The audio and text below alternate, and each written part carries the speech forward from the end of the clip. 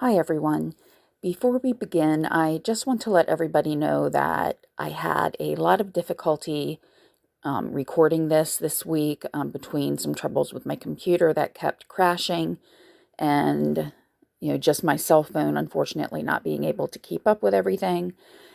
I actually ended up recording this 3 times, and then when I went to edit it, a part of it was entirely missing. So I ended up piecing things together from the different recordings. So I apologize if it seems a little choppy, and I'm still trying to figure out what happened, but I did just want to get the episode out. So I will talk to you all soon, and I hope you enjoy the episode.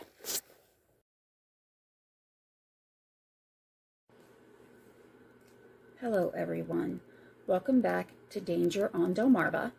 This is a podcast and video that explores the tragedies and disasters that have occurred on the Delmarva Peninsula, an area in the mid-Atlantic region that encompasses Delaware, Maryland to the east of the Chesapeake Bay Bridge, and Virginia to the north of the Chesapeake Bay Bridge Tunnel. My name is Rhonda Franny Jefferson, and I'll be your host today as we start to travel down some of the treacherous and winding roads that are on Delmarva. Now, a lot of people see Delmarva as a little piece of heaven. We have beautiful beaches that seemingly go on forever, tax-free shopping in Delaware, one of the very best children's hospitals in the world, and of course, it's home to the current President of the United States. Now, this episode is going to be recorded as both a podcast and a video. So, depending on whichever way you would like to listen to it, you can do it through any of the podcast apps or the YouTube channel, which will be listed in the description. Please excuse me if I use the terms podcast and video interchangeably, because right now I'm just getting used to that. Later on, I'll probably get used to saying episode. Now, before we begin, I do want to give an update on something that I've covered recently, the disappearance of Woody Dickerson. Now, things have started to take a little bit of a confusing turn on this.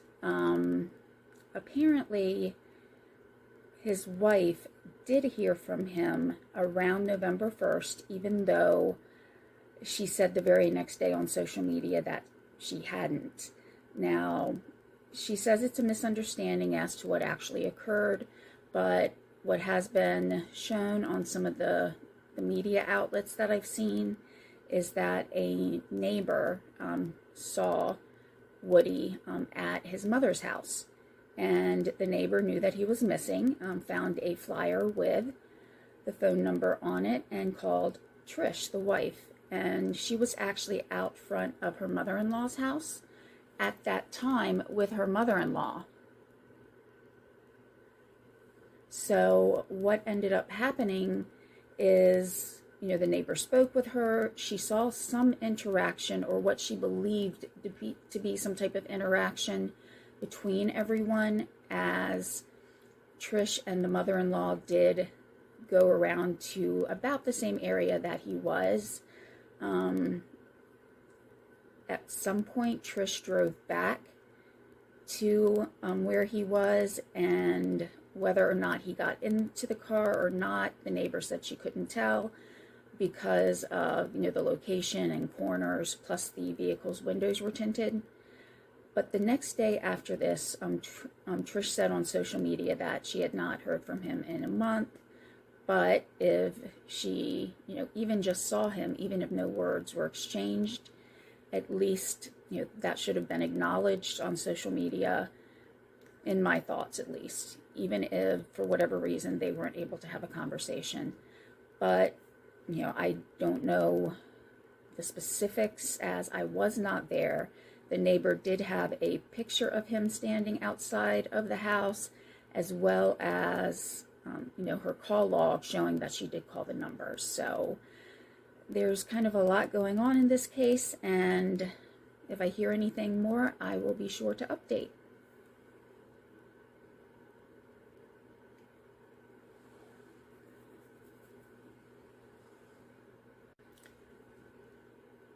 Now, to our episode today.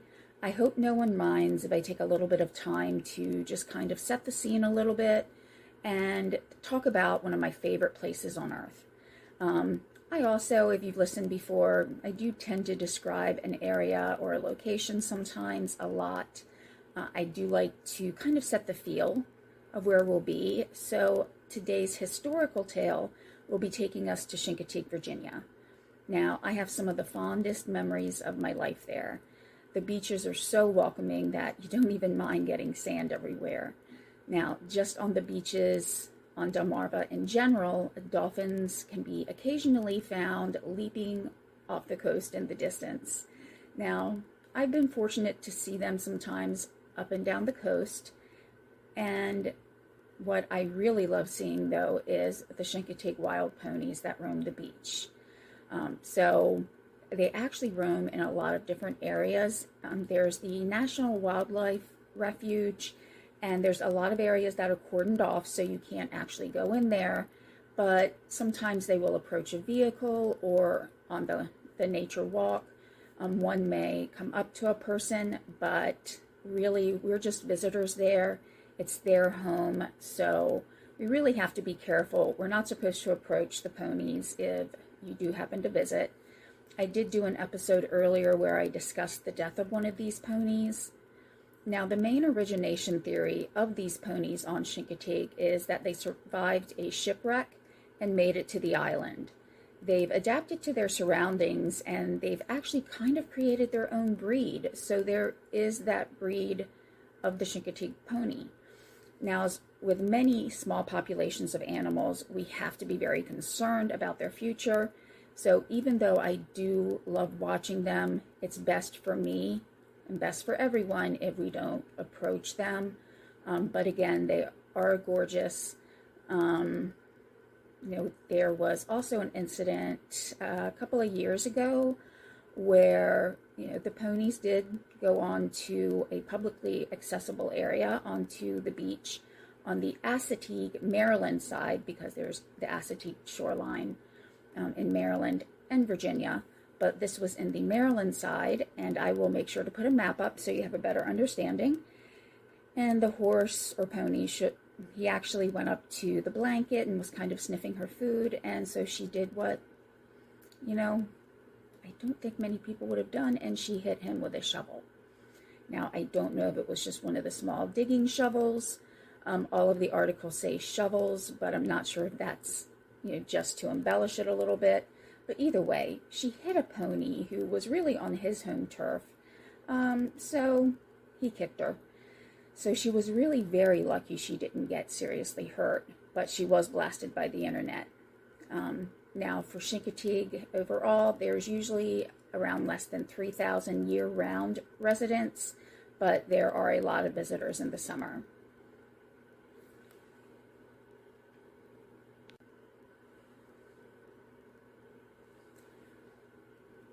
I have a lot of memories with my family there. We would go there in the summers, and the beaches, just the whole atmosphere really lends to a sense of peace and almost a sense of home, even if you don't live there. I would go down there by myself sometimes, and my mom would worry about me, but it really felt safe. Now, to again kind of describe the location, and I think this will be important to show the remoteness, once we get into the story. Chincoteague, the town, is a town on Chincoteague Island. It's on Virginia's eastern shore of the region, and for me, I would have to drive about 2 hours to get there, and about 1.5 hours is your highway bypasses, going down through local towns where you have to make sure you're going the exact speed limit or under, because as a warning, everybody, if you do visit, you will get stopped. So, public service announcement. But once you get past all of those areas, it's about 30 minutes of absolute driving bliss. There's Wallops Island, that's actually a NASA flight center, and then a visitor center on the other side of the road. As soon as my kids were old enough to appreciate that, we made a visit there and still have great memories. Now, the town of Chincoteague leads into the Chincoteague National Wildlife Refuge. That's on Chincoteague Island. And again, I know this is getting confusing, so I will try to make sure everything is clear within the map. So, within that refuge, there is also the lighthouse. It's the Chincoteague Lighthouse. So it's very, very close to the actual town of Chincoteague. And this lighthouse, of course, served a very important purpose for, leading sailors and their ships into the port. Now, the lighthouse is 142 feet tall. You can get to it either by Chincoteague Island, which is going over the Chincoteague Channel. And there's a couple bridges, one in Maryland side, one kind of going through another part of Maryland. It is owned by the U.S. Fish and Wildlife Service and operated by the Coast Guard. And it's still actually used today to some extent. I did get to climb up to the top one time, and it's not open, I don't believe, right now. But if you ever get a chance, if you visit, I would do that. And it also recently went through some renovations, and the old, lighthouse keepers' quarters, they're actually used now for seasonal employees that work there during the summer. The summers there, as well as going into the fall, it can sometimes be a little stormy during hurricane season, so times like that. And I'm hoping to do an episode on how some of the coastal storms actually help shape the island, both figuratively and literally. I've already started to research those, which, if theory is correct about the ponies, it could be during one of those storms. So now we have a feeling of what Chincoteague is like. So let's get into the story. So next, we're going to explore the struggles of young love, of a young man who's trying to win the approval of not only his future intended bride, but that of her parents. It's really a story as old as time, and at the time of this event in the late 19th century, it was very important to get the bride's parents' approval. So when the approval of the parents is not and cannot ever be won, some people may feel that they have to take drastic measures in order to be with their soulmate. But then what happens if that soulmate doesn't want to be with them either? That puts a whole new spin on things, and it changes the trajectory of a story. Now, this man in this story, he knew that he would never win the approval of his love's parents. And that way, he didn't really hold much hope of spending the rest of his life with her. So at some point, he must have decided that unless he takes decisive action, going against everyone's wishes, he would never be with her for eternity. But he didn't really understand that if he loved her, he would let her go and let her live her dreams in the way that she wanted to. But no, Tom Freeman would not give up, and he would do whatever it took to be with Jenny Hill for eternity.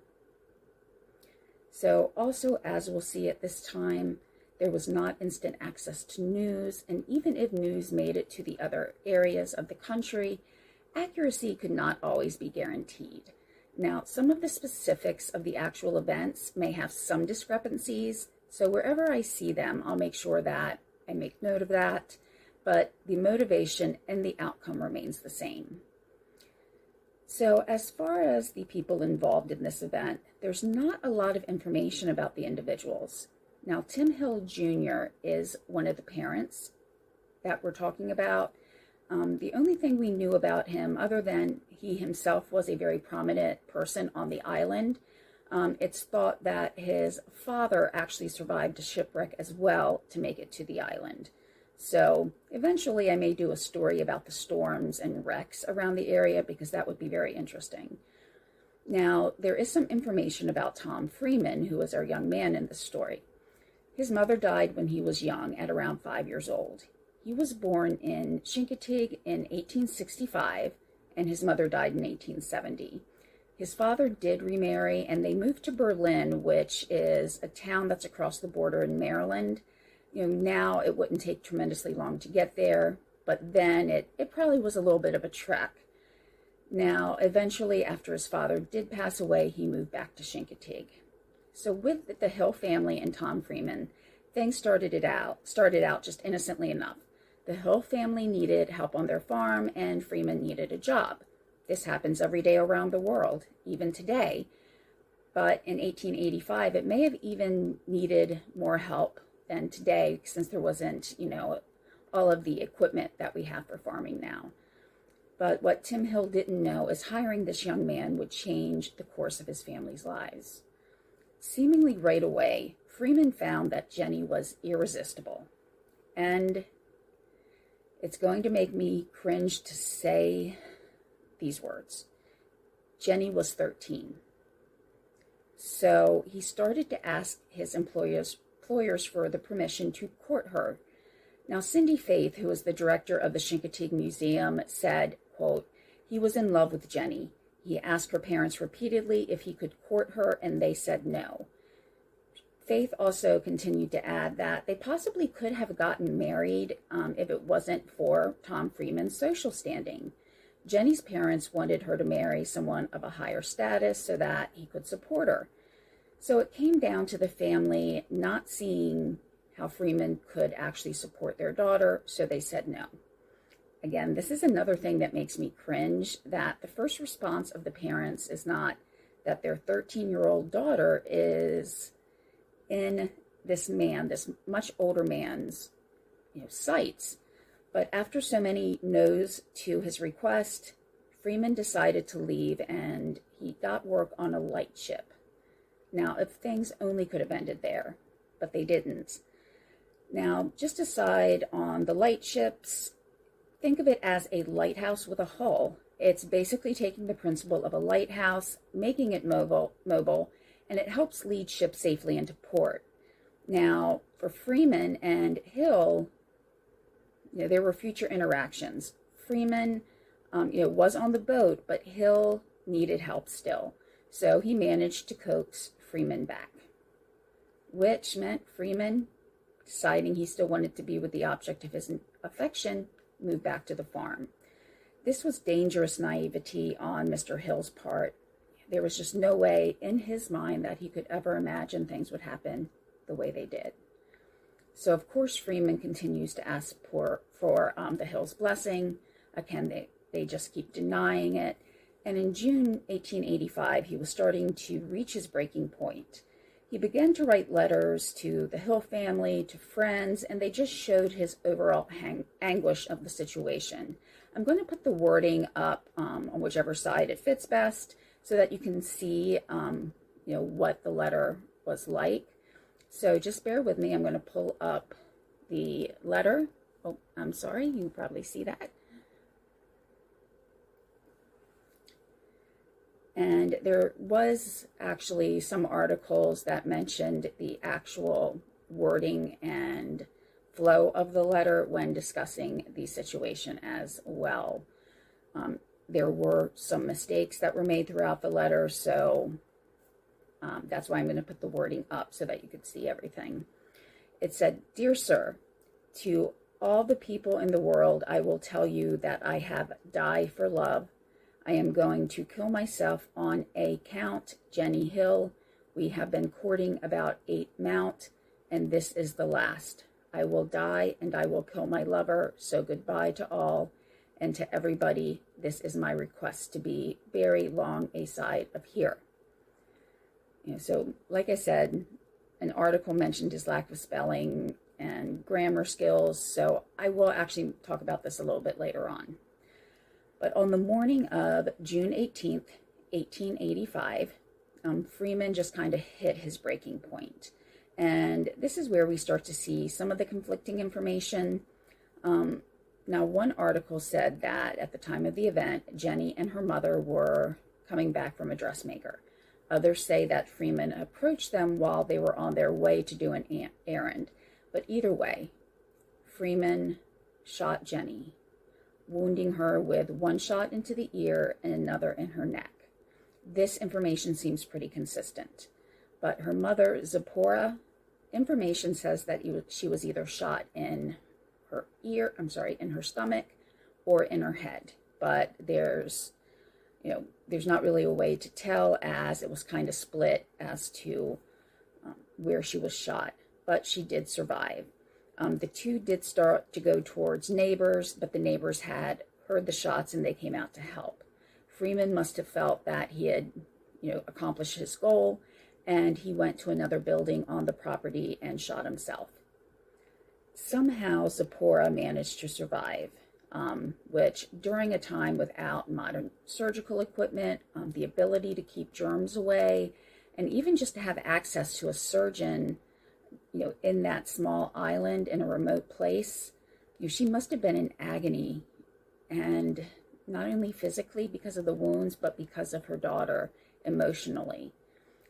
Poor Jenny lingered on for about 12 hours. She was said to have felt that everything was her fault and kept apologizing, and we know that this was not her fault. Cindy Faith did also say everyone in the family said she died of a broken heart. To add to the tragedy, one of Jenny's brothers witnessed the shooting, so he saw his mother and his sister shot. This crime also took the innocence of not only Jenny, but the whole community. One article regarding the incident said that, and I quote, "Jenny was a perfect blonde of a bright and happy disposition, who was in every case the pet of the entire family, the most loving and obedient of them," end quote. Now later the writer describes the funeral, and here he says, "The corpse was laid out in the parlor, the drilling wrapped in a white robe strewn with flowers, the golden hair that only the day before was all disheveled and clotted with gore, was tastefully arranged, and, if possible, she looked more beautiful in death than in life. In one corner of the room stood her organ, opened upon which rested the last piece of music she played.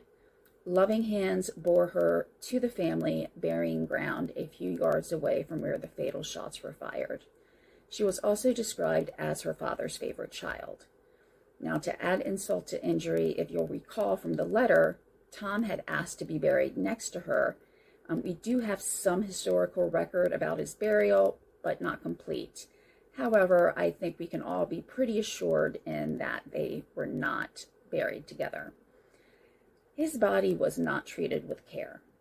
His mother and his father had both passed, but none of the remaining family members would claim his body. The casket that he was put in was described as a rude pine box, and he was originally buried next to his deceased mother. Later, though, Freeman was disinterred and buried somewhere else, but where, we don't know. The thoughts are that he's either buried in an unmarked grave in Ridge Cemetery, while others think he's in the churchyard of St. Andrew's Catholic Church. At the time, it was a Methodist church. Now, as for the legacy of this case, we'll hear, of course, about the supernatural, that some people report ghostly, sightings in that area, just like we usually hear when there's tales of premature death or murder or suicide. Now, the Hills house does still exist, but it's been on 2 different locations on the property. And in one of the articles that I could find where this was actually mentioned, it does seem though it's in a different location than at the time of the event. It was bought by someone in 1980, and at the time it was really ramshackle, but they did fix it up. But people still talk of Jenny, whose life was ended before it began, who walks the halls dreaming about her dreams that were never fulfilled. She laments on her stolen life. So, with the stories that I like to share on this channel, I look for things that we can learn from them. But in this case, I think it's more a matter of seeing what we've already learned between this time and when the murder happened. So there's a lot of time in between there, and we've learned quite a bit. Now, to discuss some of my thoughts on certain aspects of the case, in current times, we would recognize that his behavior was obsessive, so Jenny's parents would probably have not allowed him to come back to the farm, no matter how much help that they actually needed. And, at this point in time, I do have to remind myself that this was in 1885, and to some degree, people were more trusting. They also didn't understand the mentality of obsession or stalking. But then sometimes I think I just tell myself this so that, I just don't dwell on the fact that these parents were letting this man who kept asking to court their very young daughter, but yet they still felt comfortable enough to come back to the farm, or have him come back to the farm. Now, even if he had come back and continued to persist in this obsession right now, in today's time, we probably would have called the police, would have sought orders of protection, but 1885, I don't know if the police or the judiciary would even know how to approach that. At the time of the story, most people would have tried to handle things themselves, but today we would look at these actions and know that they were that of a stalker. And when we hear that word, we automatically cringe. It's almost this feeling of instinctive fear. We don't want to be in the crosshairs of someone who is obsessed with us. Now, we know that title, stalker, is sinister, but in 1885, the word was really used in, though it was the same meaning, a kind of different context. The first thing I thought of was Sherlock Holmes. He had what was called the deerstalker hat. And it was basically, the word stalking would be used in hunting, trying to hunt a deer, a moose for food, because at that time, that was a main source of sustenance, as well as using the pelts to try to stay warm. So they would stalk to hunt to survive. So even though Tom Freeman was stalking Jenny, the word to them wouldn't mean anything. And even if they heard it, it would mean something different, but the same. Now, what about when Tom left the farm to go on the light ship? To me, at least, I would not want to have been on the ship. I would have rather worked at the farm. Now, I'm not saying that working on a farm isn't very taxing work. It's probably a matter of perspective. But me personally, I am just extremely cold all the time, and I keep my room at 80 degrees. So the thought of being on this boat in the winter is just a horrible prospect to me. Plus, the aspect of the danger of possibly falling overboard, drowning, or even freezing in a winter storm. But Tom did go, and I almost wonder if he did that just to get away from the situation, understanding that he could not be around Jenny. If so, this does show that he recognized that his desire for Jenny was unhealthy, and he would have seen that it was unhealthy to him in the way that it made him feel. So the lack of relationship that he had with Jenny caused him pain. I can only speculate that this must have seemed like torture for him, and I almost wonder if in his mind this was being done to emotionally torture him. So him being asked back to the farm was being done to cause him pain, at least in his mind, so the resentment would have built up. Now, going back to the letters that I mentioned, there was one article where it seemed like it was trying to show him having a chaotic mind, even comparing him to Jack Nicholson's character in The Shining. But we have to remember, again, the time period there was not as much formalized education, and even if he did have access to that, he was very young when both of his parents died and most likely would have had to go straight into work. So I don't think much can be said really about, the grammar and the punctuation. It was that time period, and he had left, most likely, left schooling to go to work. So the fact that other things were thought out very clearly, that he wrote the letters, that he waited for Jenny to come home, or at least to be leaving, he had things planned. So to me, it's not a chaotic mind. It's just, unfortunately, he wasn't able to either finish school or have that much schooling, and that was reflected in his writing. Now, also in this time, there really were a lot of things that were romanticized, and we can see that about Jenny's description in the journalism of the day. So along those same lines, I have to wonder if Tom romanticized death. So this was like a Romeo and Juliet where only Romeo was in love. So, like I said, someone had actually compared him to Jack Nicholson in The Shining, but, really the comparisons maybe were that they were a predator. I think we need to look at the letters that he wrote and look at them more for the substance of what they were trying to say compared to the actual grammar. So,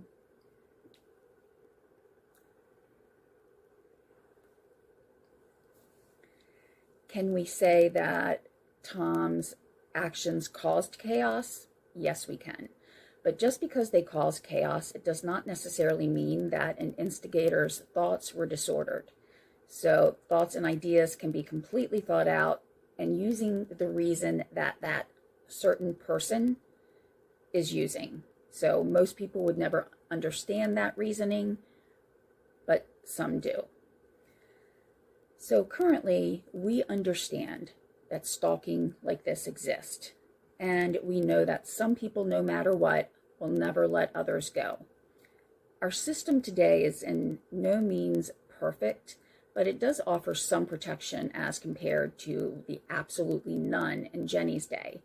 We have a better understanding of the human psyche, and even people without training in the field have an almost sixth sense that a person's behavior is not right. Now, personally, I also see somewhat of a correlation in the fact that in 1885, women were mostly seen as an extension of their male relatives. Today, that isn't so.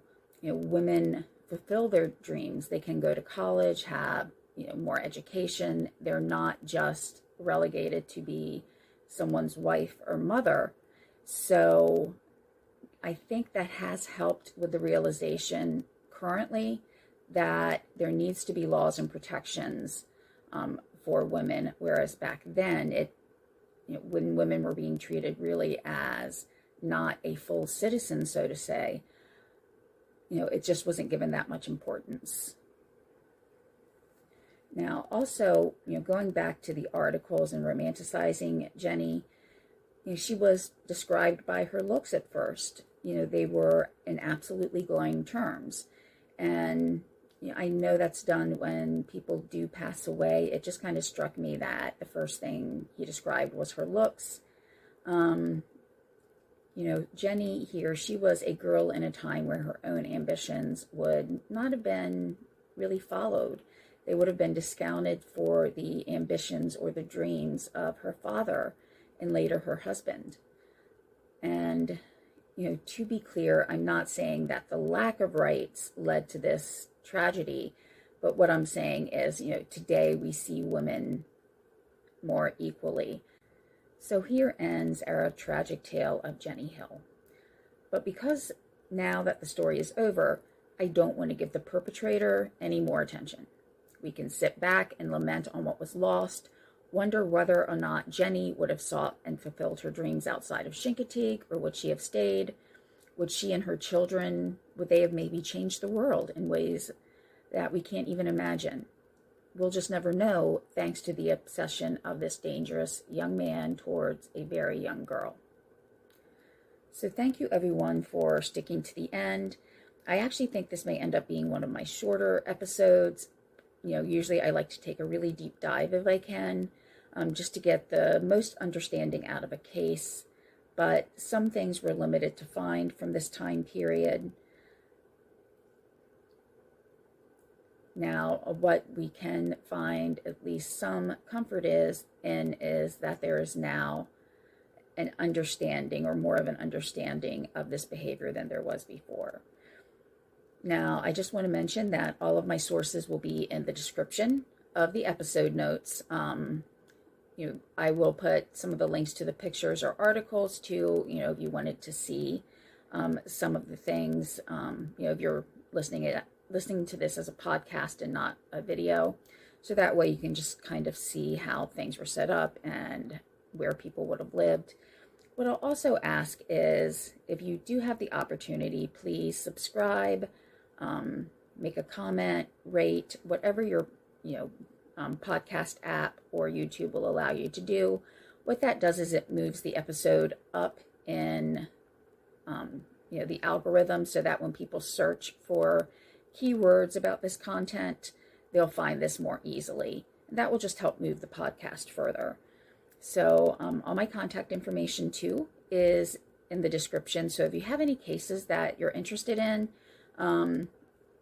you can go ahead and email me or contact me, and I'll be happy to explore those. All right. Thank you all, and I will talk to you soon. Bye.